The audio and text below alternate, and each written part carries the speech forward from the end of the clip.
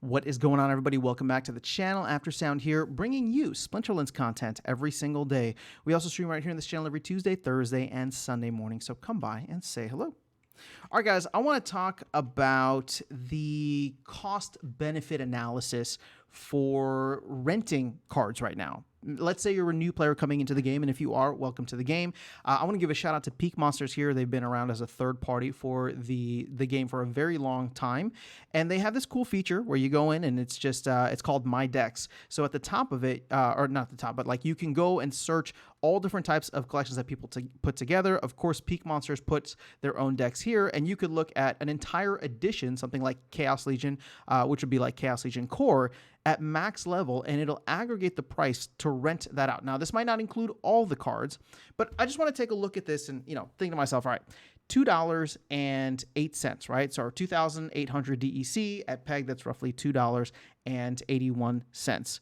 What happens at that level? How much would you need to earn in order to make this make sense? Well, let's assume, and I know we're playing very fast and loose with the numbers here, but let's assume that, you're able to be competitive with a max Chaos Legion deck. Of course, there's other things that are part of the meta, and maybe you don't need everything in Chaos Legion, maybe you do, but let's even round up then, right? Let's say you go all the way up to $3. If you wanted to spend $3 renting cards per day, right, in this game to play at the highest levels, and that includes maybe select choices of Rift Watchers, that includes select choices of Rebellion or promo cards or whatever the case is, you could do that.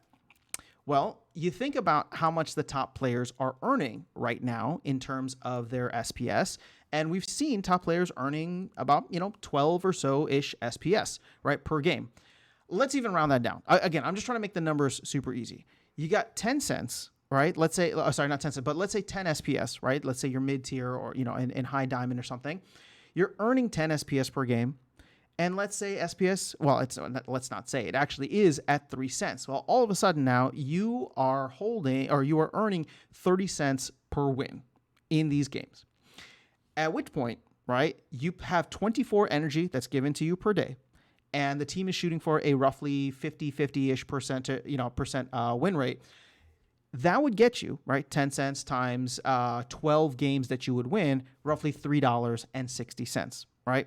Now, the one big factor that's not being included here is the cost of SPS. So I don't want to just, kind of like spill over that or step over it.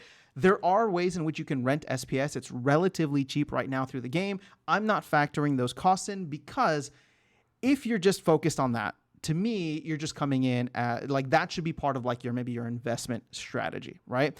If you want to come in and just earn with the game, you can start to do so and do it from just a gaming perspective, where I don't believe it's actually difficult to break even within the game, but actually start earning within the game by earning all the different soulbound reward cards, getting SPS in chests, getting all these different things that we don't necessarily account for, right? I'm only accounting for half of the SPS right now. Until they do the full reward rework, there is a significant amount that comes through in reward chest, although that actually is going to flip over into the main pools here. So if you think about it, right, maybe you're watching this video in a couple of months from now.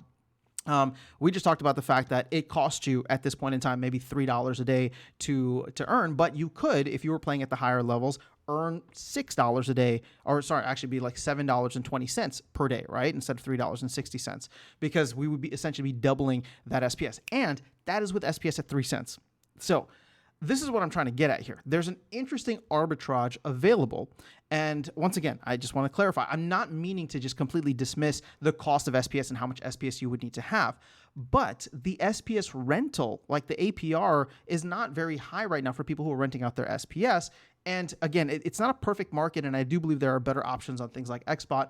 But if you wanted to rent SPS, you could just tack that on. I don't think, and again, I haven't rented SPS, so I don't know, but my guess is that it's not going to cost you, well, you know what? I have rented out SPS, and I'll tell you this, I don't think it's going to cost you an additional 60 cents per day to get 100,000 or 200,000 SPS, right? Maybe it could be, and I could be wrong, but I haven't focused on that side. I'm really focused on people who actually want to play the game for the game itself at the highest levels. If you're holding a bag of SPS or want to build up your bag of SPS through this, you absolutely will be able to just by playing the game, right? Yes, there will be that upfront cost of either buying the cards or, in this case that I'm showing here, renting the cards.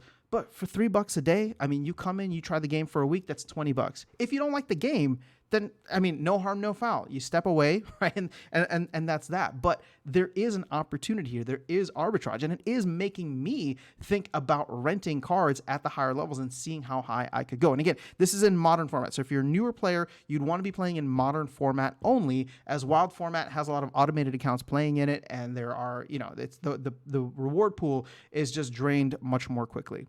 But again, I'm just looking at this very rough numbers. I'm not saying it's perfect or ideal, but to me, there is an opportunity here if you believe in the long term of SPS, right? Or at least within the context of this upcoming bull run. We're only at 3 cents now. If things go higher, if things get, a little bit crazier, and Bitcoin just hit, new all-time highs, we could, this arbitrage could become ridiculous to the point where it probably will cost you a lot more than $3 a day to rent cards that you need. So let me know your thoughts in the comments below. I know that there's a lot of folks who are at the lower levels that are looking at this and saying like, I haven't really appreciated the changes yet.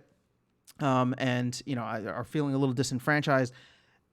Again, I'm not saying that it's perfect, but I am saying that there is an opportunity here if you wanted to start playing at the higher levels. You have the incentive to do so. The cards are available in mass right now, so either you buy them or, as I pointed out here, you could start renting them. And to me, that could make things really fun if we start to get players that do want to come in and not just be casual players playing in bronze and silver, but are looking at this as an opportunity to throw, $20-$40 to play a season, right? And see how it goes. But that's all I have for you guys in this video. Let me know your thoughts in the comments below. Otherwise, I will catch you all in the next one and see you around the game. Take care.